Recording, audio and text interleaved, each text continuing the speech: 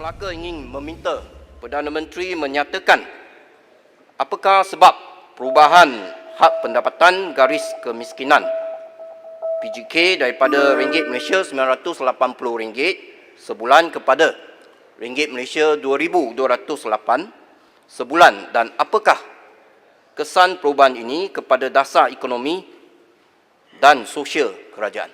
Terima kasih. Terima kasih. Silakan Yang Amat Menteri. Assalamualaikum warahmatullahi wabarakatuh. Salam sejahtera, Datuk Yang di-Pertua. Pendapatan garis kemiskinan ataupun PJK merujuk pada jumlah pendapatan yang diperlukan oleh sebuah isi rumah bagi memenuhi keperluan minimum makanan dan bukan makanan untuk hidup sihat dan aktif dalam masyarakat. Kaedah pengukuran kemiskinan mutlak ini menjadi amalan yang diterima pakai di peringkat antarabangsa, antaranya oleh Pertubuhan Bangsa-Bangsa Bersatu dan diamalkan oleh banyak negara membangun. Kaedah ini mengambil kira ciri-ciri demografi isi rumah seperti saiz ahli isi rumah, umur, jantina dan berat badan setiap ahli isi rumah serta lokasi mengikut negeri, bandar dan luar bandar. Metodologi PJK 2005 telah ditambah baik.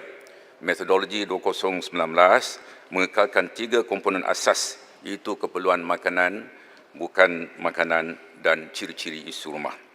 Walaupun elemen yang diambil kira dalam keperluan makanan dan bukan makanan ditambah baik untuk menggambarkan peningkatan kualiti dalam kehidupan rakyat kita. Bilangan kalori yang dianggap mencukupi pada tahun 2005 diubah sesuai bukan sahaja kandungan kalori tetapi juga keperluan sajian bagi makanan yang lebih seimbang. Selain itu, corak perbelanjaan sudah berbeza. Sebagai contoh, kad prabaya dan kos pendidikan yang tidak termasuk dalam senarai barangan bukan makanan tahun 2005 sekarang ini merupakan keperluan asas. Datuk Yang di-Pertua, berdasarkan metodologi PJK 2019, garis kemiskinan seluruh negara berjumlah ringgit Malaysia 2,208 berbanding dengan PJK 2016 yang menggunakan pakai metodologi 2005 iaitu RM980. Kenaikan ini disebabkan beberapa faktor. Pertamanya, konsep PJK makanan yang berubah daripada keperluan minimum kalori kepada keperluan optimum minimum yang menunjukkan peningkatan kualiti item bakul makanan berdasarkan piramid makanan 20-20 yang disediakan oleh Kementerian Kesihatan. Yang kedua, bagi PJK bukan makanan pula, keperluan kumpulan B20 telah bertambah daripada 106 item kepada 146 item. Dan yang ketiga, perubahan pola perbelanjaan isi rumah, harga barangan dan perkhidmatan semasa. Datuk Yang di-Pertua, berdasarkan metodologi PJK 2019, kadar kemiskinan mutlak adalah 5.6% pada tahun 2019 berbanding 7.6% tahun 2016. Ini menunjukkan dasar dan strategi pembangsitan kemiskinan dijalankan oleh kerajaan telah berhasil. Berkaitan bahagian kedua soalan Yang Berhormat Datuk Yang Pertua, kerajaan komited dalam melaksanakan program basmi kemiskinan dan peningkatan pendapatan dalam menangani jurang kekayaan dan pendapatan di kalangan rakyat. Ini sejajar dengan 3 objektif Wawasan Kemakmuran Bersama 2030 iaitu pembangunan untuk semua, menangani jurang kekayaan dan pendapatan dan negara bersatu maju, negara bersatu makmur dan bermaruah. Ini adalah untuk memastikan seluruh rakyat Malaysia dengan izin mengecapi tarikh hidup wajar ataupun dengan izin decent standard living menjelang tahun 2030. Umumnya kita telah berjaya, Yang Berhormat. Sebagai contoh, UNDP telah mengiktiraf kejayaan Malaysia. Basmi kemiskinan adalah agenda utama kerajaan sejak merdeka hingga hari ini. Kerajaan hari ini terus komited dalam membasmi kemiskinan. Terima kasih, Datuk Yang di-Pertua. Terima kasih, Yang Amat Menteri. Silakan Yang Berhormat Tuanku untuk soalan tambahan pertama. Datuk Speaker, soalan tambahan saya.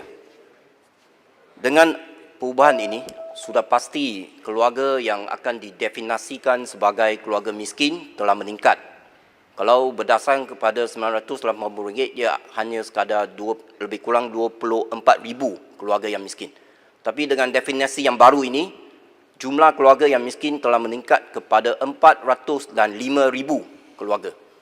Jadi soalan saya ialah, apakah langkah kerajaan jangka pendek untuk membantu keluarga sedemikian?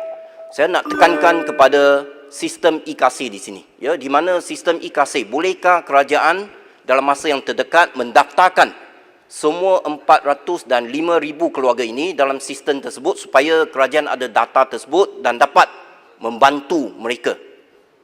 Terima kasih. Terima kasih Yang Berhormat. Silakan Yang Berhormat Menteri.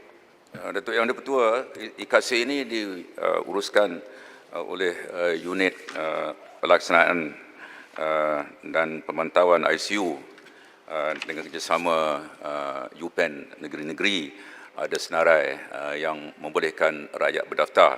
Pada masa ini angkanya kira-kira 180,000. Ya.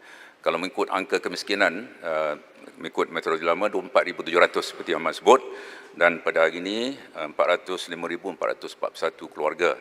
Jadi IKC ini ada kira-kira 200,000 berbanding dengan isi rumah yang miskin 405,441. Saya nak jelaskan bahawa kaedah ini akan digunakan bermula tahun depan. Ya. Maknanya kita ada masa untuk membaiki peraturan, proses dan prosedur, termasuklah IKC. IKC ini satu perkara yang amat popular di peringkat akar umbi. Kita tahu ada beberapa kekangan dan sudah pasti dengan kaedah yang baru ini, IKC juga akan ditambah baik. Itu berkaitan dengan IKC. Jadi untuk menjawab soalan yang hormat, kita akan cuba pastikan bahawa 405,441 ini akan tergolong dalam senarai IKC. Sekarang ini jumlah IKC ialah 200,000 walaupun angka ikut metodologi lama ialah 24,700. Soalan yang pertama yang hormat berkaitan langkah jangka pendek, ya, ini memang menjadi matlamat kerajaan, umpamanya di bawah bencana, ya, di bawah prihatin dan bencana yang diumumkan oleh kerajaan telah mengeluarkan bantuan untuk membantu bukan saja B40 tetapi juga M40. Sebagai makluman, kira-kira 3.1 juta B40 telah dibantu, iaitu RM1,600 telah dibantu mereka, dan M40 buat pertama kalinya jumlahnya kira-kira 7.4 juta orang telah mendapat bantuan. Jadi itu antara langkah jangka pendek yang telah diambil oleh kerajaan. Selain itu, seperti sedia maklum, ada juga langkah-langkah yang diambil oleh Perkeso di bawah EIS, skim insurans. Sekarang ini lebih 50,000 sudah pun berhenti kerja. Mereka di insurans, mereka dapat pembahasan subsidi upah umpamanya. Juga antara beberapa langkah yang diambil kerajaan untuk menangani isu-isu yang dihadapi zaman pandemik COVID-19 ini. Terima kasih, Yang Hormat. Terima kasih Yang Hormat Menteri. Betul. Ya. Soalan tambahan. Silakan Yang Berhormat Jelebu. Terima kasih Datuk Deputua. Untuk to be exact, dengan izin, dengan kaedah PJK 980 ada 16,653. 2208 jumlahnya meningkat 388,788 ke 405,441, Datuk Yang Betul. Soalan saya, Datuk Yang Betul, bila kita perkenalkan PJK, menaikkan PJK 2208 ini, hampir setengah daripada penjawat awam termasuk dalam golongan miskin. Hampir 80% daripada semua pesara kerajaan tergolong dalam golongan miskin. Soalan saya, adakah pihak kerajaan bercadang ataupun mengambil kira gaji minimum kita yang diperkenalkan sekarang ni sebanyak 1,100 dan 1,200. Kalau gaji minimum ni maknanya di bawah paras PJK yang digariskan oleh pihak kerajaan baru. Adakah kita bercadang ataupun kerajaan bercadang untuk menaikkan gaji minimum ini? Terima kasih, Datuk Yang Betul. Silakan Yang Berhormat Menteri. Datuk Yang Dipertua, sebagai pencerahan, gaji sudah pasti diberi kepada individu. Konsep ini berasaskan pada isi rumah ataupun household. Household ini ada 4 orang. Ya, umpamanya kalau seorang penjawat awam itu istrinya bekerja dan anaknya mungkin seorang doktor mungkin, dan mungkin membantu bapaknya RM1,000 sebulan atau sebagainya, dan mungkin dia juga terima BRIM sebagai contoh, maka ini semua diambil kira. Maknanya konsep ini merujuk kepada isu rumah.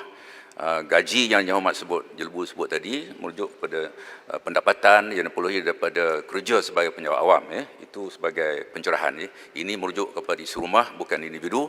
Yang keduanya, ia juga merujuk kepada saiz saiz isu rumah yang sekarang ini kira-kira 3.9 satu keluarga, ya. Jadi soalan kedua ataupun persoalan bangkitkan seterusnya adalah berkaitan penjawat awam, ya, dan juga yang menerima pencen. Saya sudah mengadakan debat urus dengan Presiden KUPEX hari Isnin malam Selasa lalu, seperti cadangkan oleh pihak JPA, untuk beri pencerahan kepada mereka. Encik Adnan, Presiden KUPEX, dan 9 kepimpinan tertinggi KUPEX hadir dalam debat urus tersebut. Saya jelaskan kepada mereka bahawa kaedah yang kita gunakan ialah berdasarkan pada household. Bermakna mungkin seorang pemandu umpamanya. Pemandu ni grade H11 tak silap saya, H11 ya. Mungkin dia kerja sambilan masa masa cuti ataupun hari Minggu isterinya bekerja. Jadi maknanya saya terangkan kepada pihak Tupex bahawa kita ambil kira kesemua pendapatan, termasuklah apa dipanggil bayaran pindahan ataupun transfer income yang menjadi kelaziman di Kelantan umpamanya, bagi masyarakat dari Kelantan. Satu fenomena di Kelantan ialah anak-anak menyumbang kepada ibu bapa. Ini merupakan kelaziman kita, tapi mungkin di Kelantan lebih lazim tempat lain. Maka ini juga dikira sebagai pendapatan instrumen tersebut. Jadi insya-Allah kita akan terus adakan libat urus, termasuklah dengan MTUC untuk memberi pencerahan. Apapun kaedah ini akan dilaksanakan tahun depan. Dari segi dasarnya, implikasi dasar kita cukup sedar bahawa implikasinya cukup besar pada dasar sosioekonomi negara, tetapi sekurang-kurangnya kita punya angka yang tepat, termasuklah lebih bersasar. Ya. Kita bagikan kempalan B40 umpamanya kepada B1, 2, 3 dan 4, dan ini bolehkan kita bantu rakyat dengan lebih bersasar. Terima kasih Datuk Yang Dipertua. Terima kasih Yang Berhormat. Yang Berhormat semua, sekarang tamatlah sesi untuk waktu